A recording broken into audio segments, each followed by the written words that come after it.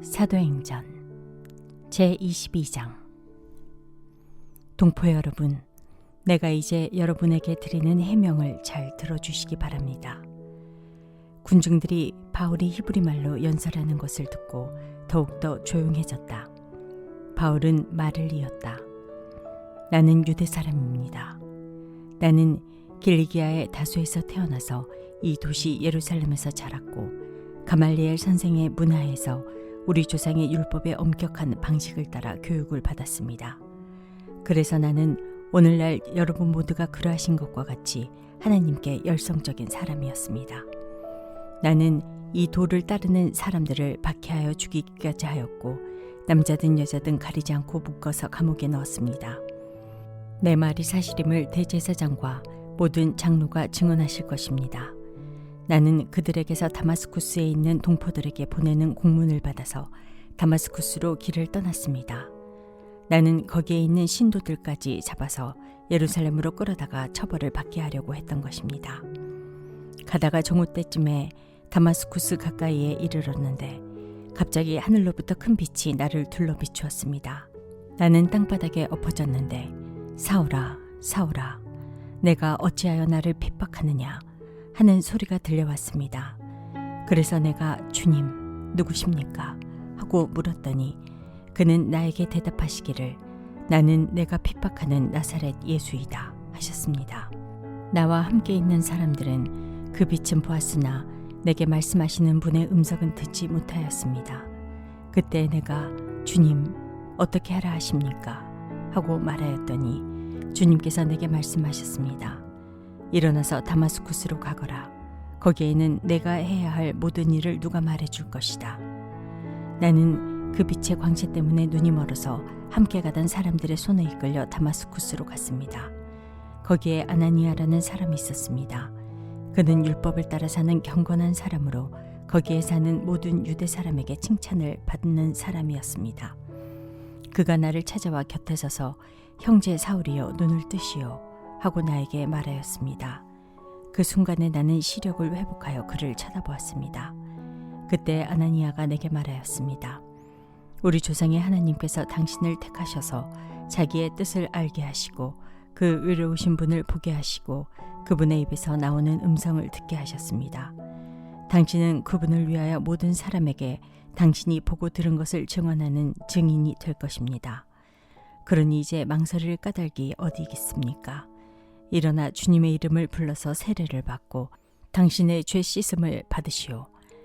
그 뒤에 내가 예루살렘으로 돌아와서 성전에서 기도하는 가운데 황홀경에 빠져 주님이 내게 말씀하시는 것을 보았습니다. 그는 말씀하시기를 서둘러서 예루살렘을 떠나라. 예루살렘 사람들이 나에 관한 내 증언을 받아들이지 않을 것이기 때문이다 하셨습니다. 그래서 내가 말하였습니다. 주님, 내가 주님을 믿는 사람들을 가는 곳마다 회당에서 잡아가두고 때리고 하던 사실을 사람들이 잘 알고 있습니다. 그리고 주님의 증언자인 스데반이 피를 흘리고 죽임을 당할 때 나도 곁에 서서 그 일에 찬동하면서 그를 죽이는 사람들의 옷을 지키고 있었습니다. 그때 주님께서 말씀하시기를 가라. 내가 너를 멀리 이방 사람들에게로 보내겠다 하셨습니다. 사람들이 바울의 말을 여기까지 듣고 있다가 이런 자는 없애버려라. 살려두면 안 된다. 하고 소리를 질렀다. 그리고 그들은 고함을 치며 옷을 벗어 던지며 공중에 먼지를 날렸다. 그때 천부장이 바울을 병영 안으로 끌어들이라고 명령하였다. 그리고 그는 유대 사람들이 바울에게 이렇게 소리를 지르는 이유를 알아내려고 바울을 채찍질하면서 캐물어 보라고 하였다. 그들이 채찍질을 하려고 바울을 눕혔을 때에 바울은 거기에 서 있는 백부장에게 로마 시민을 유죄 판결도 내리지 않고 매질하는 법이 어디 있소? 하고 말하였다. 백부장이 이 말을 듣고 천부장에게로 가서 어떻게 하시렵니까? 이 사람은 로마 시민입니다. 그러자 천부장이 바울에게로 와서 내게 말하시오. 당신이 로마 시민이요? 하고 물었다. 바울이 그렇다고 대답하니 천부장은 나는 돈을 많이 들여서 이 시민권을 얻었소 하고 말하였다. 바울은 나는 나면서부터입니다 하고 말하였다. 그러자 바울을 신문하려고 하던 사람들이 곧 물러갔다. 천부장도 바울이 로마 시민이라는 사실을 알고는 그를 결박해 놓은 일로 두려워하였다. 이튿날 천부장은 무슨 일로 유대 사람이 바울을 고소하는지 그 진상을 알아보려고 하였다. 그래서 그는 바울의 결박을 풀어주고 명령을 내려서 대제사장들과 온 의회를 모이게 하였다. 그리고 그는 바울을 데리고 내려가서 그들 앞에 세웠다. 제23장. 바울이 의회원들을 주목하고 말하였다. 동포 여러분, 나는 이날까지 하나님 앞에서 오로지 바른 양심을 가지고 살아왔습니다. 이 말을 듣고 대제사장 아나니아가 곁에 서 있는 사람들에게 바울의 입을 치라고 명령하였다. 그러자 바울이 그에게 말하였다. 회칠한 벽이여, 하나님께서 당신을 치실 것이요, 당신이 율법대로 나를 재판한다고 거기에 앉아 있으면서 도리어 율법을 거슬러서 나를 치라고 명령하시오. 곁에 서 있는 사람들이 말하였다. 그대가 하나님의 대제사장을 모욕하오. 바울이 말하였다. 동포 여러분, 나는 그가 대제사장인 줄 몰랐소. 성경에 기록하기를 너의 백성의 지도자를 욕하지 말아라 하였소. 그런데 바울이 그들의 한 부분은 사두개파 사람이요, 한 부분은 바리새파 사람인 것을 알고는 의회에서 큰 소리로 말하였다. 동포 여러분, 나는 바리새파 사람이요, 바리새파 사람의 아들입니다. 나는 지금 죽은 사람들이 부활할 것이라는 소망 때문에 재판을 받고 있습니다. 바울이 이렇게 말하니 바리새파 사람과 사두개파 사람 사이에 다툼이 생겨서 회중이 나뉘었다. 사두개파 사람은 부활도 천사도 영도 없다고 하는데 바리새파 사람은 그것을 다 인정하기 때문이다. 그래서 큰 소동이 일어났다. 바리새파 사람 편에서 율법학자 몇 사람이 일어나서 바울 편을 들어서 말하였다. 우리는 이 사람에게서 조금도 잘못을 찾을 수 없습니다. 만일 영이나 천사가 그에게 말하여 줬으면 어찌하겠습니까? 싸움이 커지니 천부장은 바울이 그들에게 찢길까 염려하여 군인더러 내려가서 바울을 그들 가운데서 빼내어 병영 안으로 데려가라고 명령하였다. 그날 밤에 주님께서 바울 곁에 서서 말씀하셨다. 용기를 내어라. 내가 예루살렘에서 나의 일을 증언한 것과 같이 로마에서도 증언하여야 한다. 날이 새니 유대 사람들이 모의하여 바울을 죽이기 전에는 먹지도 마시지도 않겠다고 맹세하였다. 이 모의에 가담한 사람은 40명이 넘었다. 그들이 대제사장들과 장로들에게로 가서 말하였다. 우리는 바울을 죽이기 전에는 아무것도 입에 대지 않기로 굳게 맹세하였습니다. 그러니 이제 여러분은 의회와 짜고서 바울에 관한 일을 좀 더 정확하게 알아보려는 척하면서 천부장에게 청혼하여 바울을 여러분 앞에 끌어내어 오게 하십시오. 우리는 그가 이곳에 이르기 전에 그를 죽여버릴 준비를 다 해놓았습니다. 그런데 바울의 누이의 아들이 이 음모를 듣고 서둘러 가서 병영으로 들어가 바울에게 그 사실을 일러주었다. 그래서 바울은 백부장 가운데 한 사람을 불러놓고 말하였다. 이 청년을 천부장에게 인도해 주십시오. 그에게 전할 말이 있습니다. 백부장이 그를 데리고 천부장에게로 가서 말하였다. 죄수 바울이 나를 불러서 이 청년이 대장님께 드릴 말씀이 있다고 하면서 데려다 달라고 부탁해서 데려왔습니다. 천부장이 청년의 손을 잡고 아무도 없는 데로 데리고 가서 물어보았다. 내게 전할 말이 무엇이냐? 그가 대답하였다. 유대 사람들이 바울에 관해서 좀 더 정확하게 캐물어 보려는 척하면서 내일 그를 의회로 끌어내어 오게 해달라고 대장님께 청하기로 뜻을 모았습니다. 그러니 대장님은 그들의 말에 넘어가지 마십시오. 바울을 죽이기 전에는 먹지도 마시지도 않겠다고 맹세한 사람들이 40명 남짓 매복하여 바울을 기다리고 있습니다. 그들은 지금 준비를 다 하고 대장님에게서 승낙이 내리기만을 기다리고 있습니다.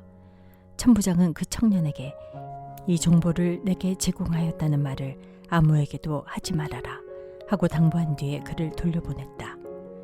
천부장이 백부장 2사람을 불러서 명령하였다. 오늘 밤 9시에 가이사랴로 출발할 수 있도록 보병 200명과 기병 70명과 창병 200명을 준비하여라. 또 바울을 벨릭스 총독에게로 무사히 호송할 수 있도록 그를 태울 짐승도 마련하여라.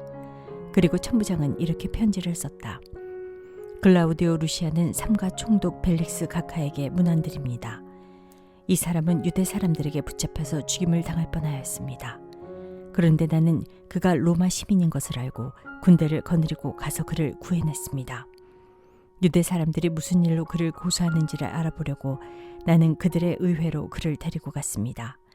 나는 그가 유대 사람의 율법 문제로 고소를 당하였을 뿐이며 사형을 당하거나 갇힐 만한 아무런 죄가 없다는 것을 알았습니다. 그런데 이 사람을 해하려고 하는 음모가 있다는 정보를 듣고서 나는 당장에 그를 총독님께로 보내는 바입니다.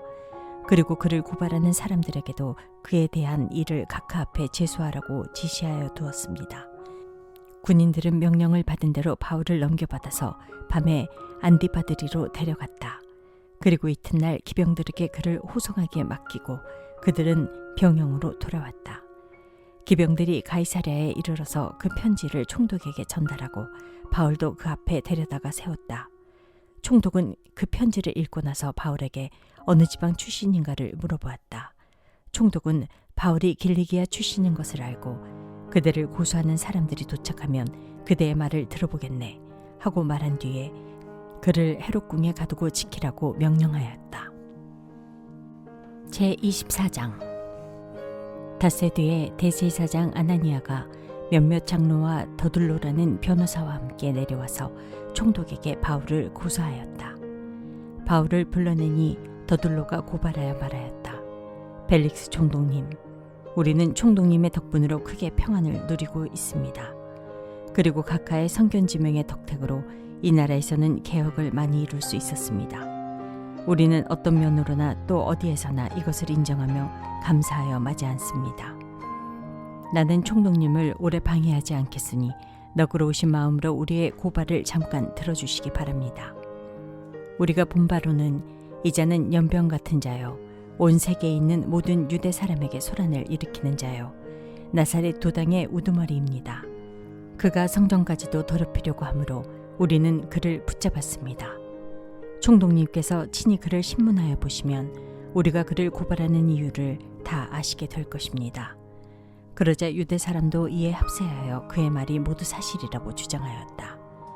그때 총독이 바울에게 말하라고 머리를 끄덕이니 바울이 대답하였다. 총독님께서 여러 해 동안 이 나라의 재판장으로 계신 것을 내가 알고 있습니다. 그러므로 나는 기쁜 마음으로 내가 한 일을 변호하겠습니다. 내가 예루살렘에 예배하러 올라간 지 12틀밖에 되지 않았다는 것은 총독님께서도 곧 아실 수 있습니다.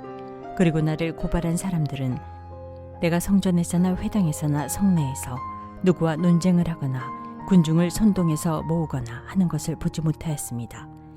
지금 그들은 내가 한 일을 들어서 고발하고 있지만 총독님께 아무 증거도 제시할 수 없습니다. 그러나 나는 총독님께 이 사실을 고백합니다. 이것은 내가 그들이 이단이라고 하는 그 도를 따라 우리 조상의 하나님을 섬기고 율법과 예언서에 기록되어 있는 모든 것을 믿는다는 사실입니다. 그리고 나는 하나님께 소망을 두고 있는데 나를 고발하는 이 사람들도 그 소망이 이루어지기를 고대하고 있습니다.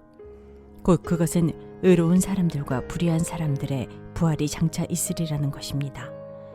그러므로 나도 언제나 하나님과 사람들 앞에서 거리낌 없는 양심을 가지려고 힘쓰고 있습니다. 나는 내 결혜에게 구제금을 전달하고 하나님께 제물을 바치려고 여러 해 만에 고국에 돌아왔습니다.